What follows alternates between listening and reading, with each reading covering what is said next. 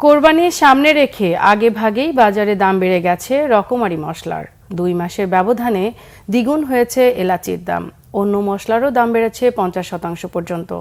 1 KG এলাচের রাজস্ব সহ সর্বোচ্চ খরচ পড়ে 1,500 টাকা, আর বিক্রি হচ্ছে 4,000-এ। ব্যবসায়ী নেতারা বলছেন, মশলা নিয়ে মাফিয়া চক্র জুয়া খেলায় প্রকৃত ব্যবসায়ীরা ক্ষতিগ্রস্ত হচ্ছেন। 10 মাসে সমুদ্রপথে 1,39,000 মেট্রিক টন মশলা আমদানির পরও লাগামহীন দাম বাড়াকে অযৌক্তিক বলছে সরকারি সংস্থা। চট্টগ্রাম থেকে নাসিরউদ্দিনের রিপোর্টে বিস্তারিত। কুরবানির ঈদে মশলার অনেক বেশি চাহিদা থাকায় বাড়ে মশলা আমদানিও। চলতি অর্থ বছরের প্রথম 10 মাসে সমুদ্রপথে 32 রকমের মশলা আমদানি হয়েছে 1,39,000 মেট্রিক টন। গত বছরের তুলনায় মাসে আমদানি বেড়েছে 2,619 টন। পাইপ লাইনে আছে শত শত মেট্রিক টন মশলা। এরপরও চট্টগ্রামের খাতুনগঞ্জ মশলার বাজার যেন আগুন। এলাচের দাম আকাশ ছোঁয়া। 2 মাসের ব্যবধানে এর দাম বেড়েছে দ্বিগুণ। খুচরায় প্রতি কেজি সর্বোচ্চ 4,000 টাকা পর্যন্ত উঠেছে। 1 বছরের ব্যবধানে দারুচিনির দাম বেড়েছে 11%, লবঙ্গ 17%, ধনে 52%, তেজপাতা 25%, শুকনো মরিচ 7% ও হলুদ 50%। বেড়েছে জিরার দামও।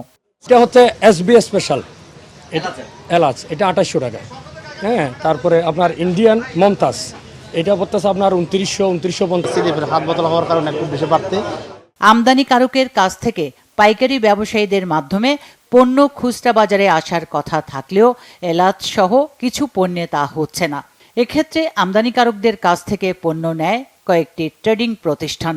তাদের কাছ থেকে ডেলিভারি অর্ডার বা ডিওর মাধ্যমে পণ্য বুকিং দেয় মধ্যস্বত্বভোগী। তাই কেবল সাদা কাগজে স্লিপের হাত বদলে পণ্যের দামের এমন কারসাজিকে জুয়া বলছেন ব্যবসায়ী নেতারা। স্লিপ কেনার পরে বাড়লে টাকাটা পাবো, না পারলে টাকা চলে যাবে, পুরো টাকা চলে যাবে। আসলে মূলত এগুলো ব্যবসা না, এই ব্যবসাগুলো আড়ালে চলে যায়। এগুলো হচ্ছে এক ধরনের জুয়া, আর এই জুয়া থেকে আমি মনে করি যারা মূলত ব্যবসায়ী তারা ক্ষতিগ্রস্ত হয়। এই যে এত ওঠানামা বা এত দামের তফাৎ, সেটি আমার মনে হয় যে ব্যবসায়ী সংজ্ঞার মধ্যে আমি ব্যক্তিগতভাবে মনে করছি এটা পড়ে না। কাস্টমসের তথ্য অনুযায়ী চলতি অর্থ বছরের এপ্রিল পর্যন্ত 64 চালানে আমদানি করা প্রতি কেজি এলাচের রাজস্ব সহ দাম পড়েছে 1,264 টাকা। সব খরচের সর্বোচ্চ হিসাব করলেও প্রতি কেজি এলাচ 1,500 টাকার বেশি হবার কথা নয়। দাম বাড়ানোর কোনো সুযোগ নেই বললেন আমদানি অনুমতিপত্র প্রদানকারী কর্মকর্তা।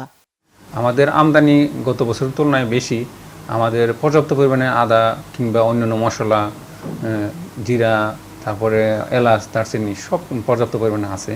সুতরাং আশা করি যে দাম বাড়ানোর কোনো যৌক্তিকতাই নেই, এবং ব্যবসায়ীরা ইচ্ছা করলে, সবাই যদি ইচ্ছা করে, তাহলে স্বাভাবিকভাবেই আমাদের বাজারকে স্থিতিশীল রাখতে পারে।